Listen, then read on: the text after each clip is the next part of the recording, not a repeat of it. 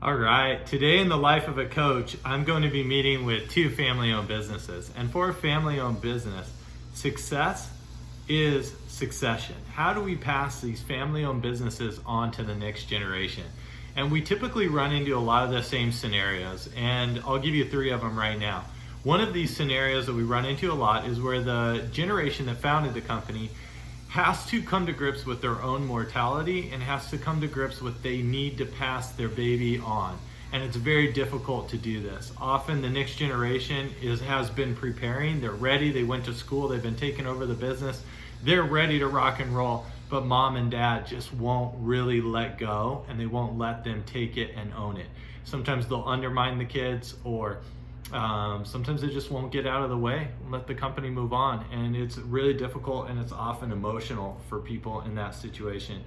Another scenario that we run into a lot is kind of the opposite of that one, where the parents are delusional about the kids' ability to take over the business. These kids are absolutely not prepared to take over the business. They're not ready from a skills, attitude, or knowledge standpoint.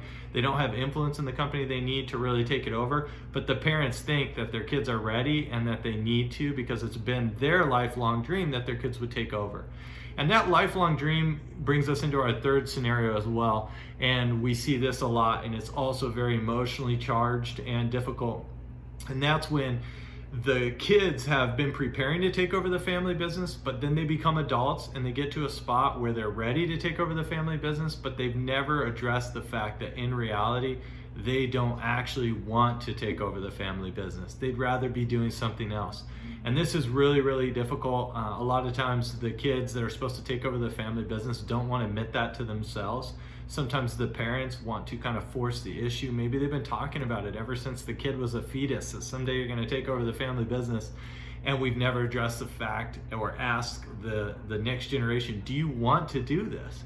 And so in family-owned businesses, although it's always an emotionally charged scenario, it is often a very rewarding scenario. So I want to encourage you, if you're in a family-owned business, make it work, be honest with each other, have some communication, bring someone in like me to facilitate sometimes. Often, if you're a family-owned business, you're having a hard time with this stuff, a great solution as well can be to create a board and let that board begin to make some of these bigger, more emotionally charged decisions, because the board can put the needs of the company first, often ahead of the emotions of the family. So, hope you're having a great day. That's today in the life of a coach.